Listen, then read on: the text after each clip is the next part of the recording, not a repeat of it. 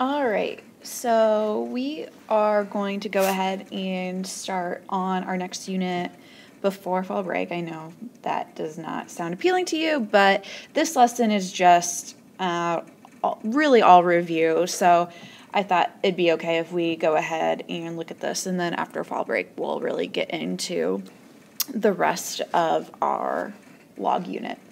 So if you remember from Algebra 2, that a logarithm is really just an exponent, okay? A logarithm is really just an exponent. So make sure you understand that. A logarithm is just an exponent. You might remember last unit we talked about using graphical methods to solve exponential equations. A lot of times we were looking for those intersection points of our graphs to determine our solution. For example, the population grows according to this exponential function, and we wanted to know when the population reached a certain amount, say 2,500. Like I said, we estimated that value of t using our graphing calculators. We talked also about how using our calculators was just an approximation. And I mentioned that to find the exact value of t, we would need to use logs, okay? What we're going to stick with in PreCal as opposed to Algebra 2 is we are going to be using the common log, okay? We really kind of simplify logs in PreCal as opposed to Algebra 2 and really narrow our scope in what we use, okay? So if x is a positive number, the log of x is the exponent of 10 that gives x. So when we talk about the common log, understand that that is a base of 10. So when you see log of x, understood that there is really a base of 10 written in there, but it might not be actually explicitly written. So understand that if there's not a base, that it's a base of 10. In other words, if y equals the log of x, remember there's really a base 10 in there, then 10 to the y gives you that value of x. And really all we're doing here is switching back and forth between forms. And so that is what we are going to review next, is to rewrite the following statement in exponential form instead of log form. So again, I've said it a couple of times, but I want to say it again. If you don't have a base, assume base 10. So the first thing that you'll see me do a lot is put a base 10 in there to get us started. And then you might remember that we're working counterclockwise. So log of 1,000 equals 3 is the same as saying 10 to the third equals 1,000, which we know is a true statement. Example B, again, I can put a base 10 in there. So to change this to exponential form, this is the same as 10 to the negative third is equal to 0.001. Okay. Take a moment for yourself to do the last one.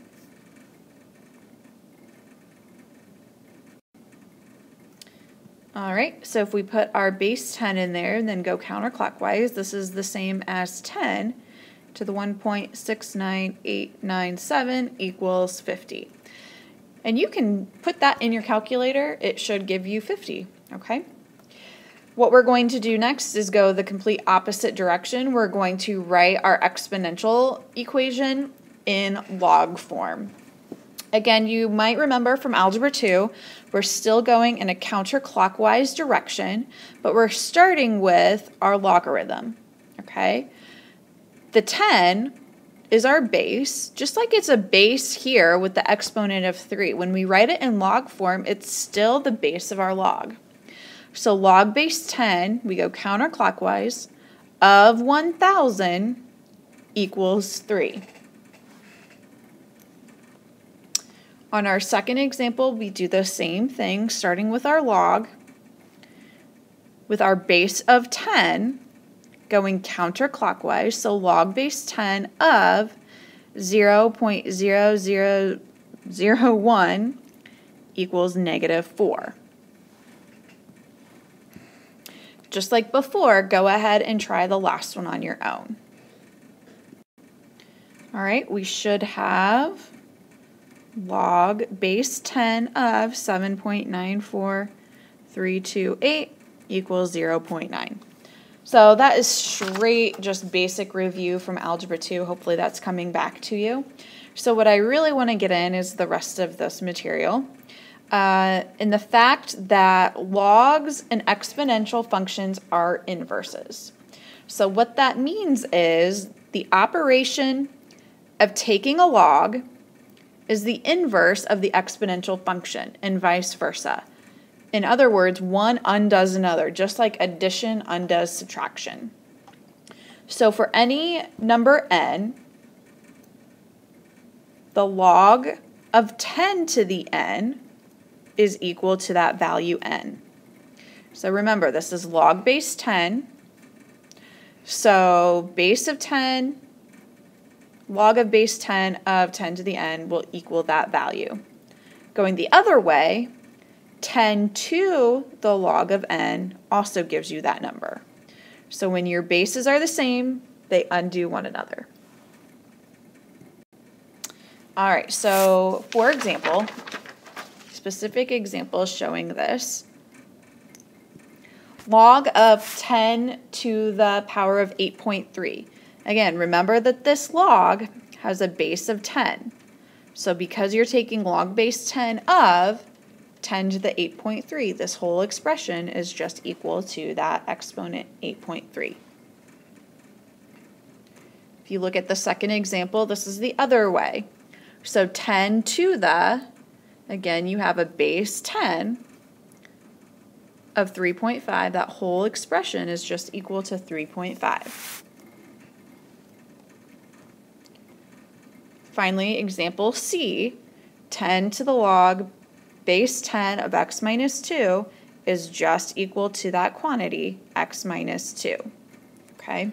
So what we're going to be getting into is really using all of these log properties to solve exponential equations. Okay? So below what we'll have is just some review of log properties, and to be quite honest with you, this goes through these log properties pretty quickly because we assume that we've seen this in Algebra 2, okay, and we kind of are familiar with these properties. The first two, we're just kind of restating these inverse properties, which is just that the log of 10 to the x is equal to x, and then 10 to the log of x is also equal to x. That's just exactly what we talked about just a second ago. Now we're getting into our other log properties, our multiplication and division properties. If we have log of a times b, you might remember that this is also written as log of a plus log of b. So in other words, that multiplication expands to addition.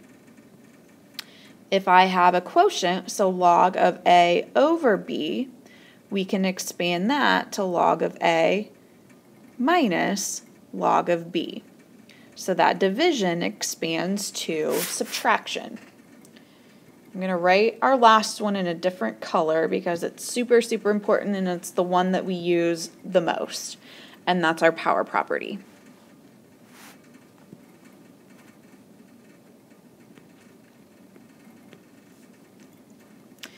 This says that log of b to the t is equal to t times log of b. This is the property that we are going to use to solve for that exponent t, okay? So keeping that in mind, The fact that this exponent comes out in front to become a coefficient is how we solve for that exponent. So if we look at the first example, it says 100 times 2 to the t equals 337 million, okay? So this might be similar to a population example. If this is how the population is growing here, and I want to know the length it takes to get to that population, this is how we would solve. I would first start off by dividing both sides by 100, get that exponent isolated. So that gives me, let's see, it'll take off 2 zeros.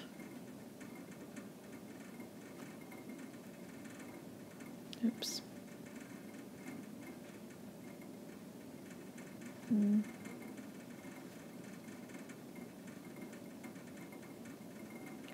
All right, so I have my exponent isolated, and then what I'm going to do to be able to get that t down is I'm going to apply that power property. Before I do that, what I need to do is take the log of both sides. I'm taking the log of both sides in order to then apply that power property. So at this point, I can take that exponent t out in front. So I have t times the log of 2 equals the log of the other side. And then from there, to isolate my t, I'm going to divide both sides by log of 2. And then this is a quantity that I can put in my calculator. Make sure that you are either using parentheses correctly, or after you take the log of the numerator, hit enter and then divide it by log of 2. So make sure on your calculators that you are getting the 21.68 that we should, okay? Take a minute for yourself to make sure that you're getting that. The next example is a little bit simpler. We just have 3 to the x equals 100, okay? So there's no coefficient we have to deal with. I'm going to go ahead and take the log of both sides. So I have log of 3 to the x is equal to log of 100. From here, I can apply my power property. So x times the log of 3 equals the log of 100. From here, divide both sides by log of 3. And then x equals all of that in my calculator. And when you put all of that in your calculator, you should get 4.19. Okay. All right, the last thing that we are going to talk about in this lesson is our natural log. We really focus in PreCal on just the common log, which is base 10, and the natural log, which is base e. Okay, so base e is our natural log. The way that our common log works is essentially the same way that our natural log works. It's just a little bit different type of log. In symbols, we write the natural log as that ln. So the natural log of x equal to y means this. Because that natural log has a base of e, when I turn that into exponential form, this means e to the y equals x, okay? And the y is called the natural log of x.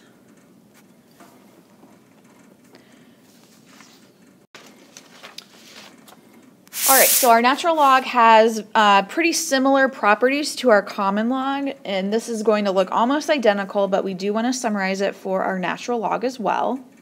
So for example, if I take the natural log of e to the x, that is just equal to the value of x.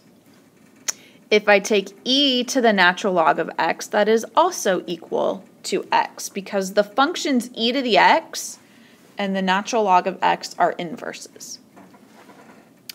You'll find that we have both product and quotient properties for natural log as well. So the natural log of A times B is equal to the natural log of A plus the natural log of B. And the natural log of A divided by B is the natural log of A minus the natural log of B. And finally, our power property for natural log of B to the T is equal to T times the natural log of B. Okay, and again, this is the one that we use most often.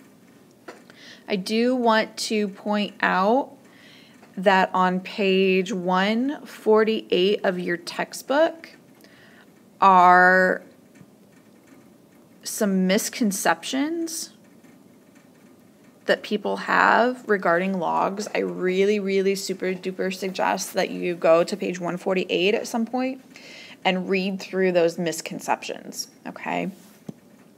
All right, so just a couple more examples using this time natural log to solve, okay? One quick note, anytime you have E in an equation, you have to use the natural log. Okay, you have to use the natural log anytime you have E in an equation. So if you look at the first example, notice you have that E to the 2x. This is going to start off similar in that we're going to divide both sides by 5 to get rid of that coefficient. So I have E to the 2x equals 10. And then from there, because I have E, I need to take not the log, but the natural log of both sides. So I have the natural log of E to the 2x is equal to the natural log of 10. From there, the natural log of E to the 2x, because those two are inverses, those cancel out, and I'm left with just 2x equals the natural log of 10. And then from there, I'm just going to divide both sides by the 2 to isolate the x. And then this is the quantity that I put in my calculator. So natural log of 10, hit enter, divide that by 2, we should get about 1.15. Make sure that you're looking at your calculators to find out where your log and natural log buttons are. On the second example, notice we've already done this example. The reason why I'm having you do this again is to show you that you could also use natural logs to solve this problem. So if I took the natural log of both sides, I have the natural log of 3 to the x equals the natural log of 100. I can still apply my power property to bring that exponent down. And then still dividing by, this time, the natural log of 3. I can then put this quantity in my calculator, and you hopefully will notice that I get the same exact answer. So the point here is you could use natural logs for everything, but you have to use it if you have an E in the problem, okay? And we're going to work on this all next class. So, all right, last example. What we're going to have to use here is one of our properties from above. Notice that I have the natural log of x plus the natural log of 3x. So what I'm going to do is I'm going to use this property and I'm going to work backwards. So I essentially have this right now. I'm going to go back and take the product of those values. So in other words, I can say that this is the same as the natural log of x times 3x equals 5. Well, x times 3x is 3x squared equals 5.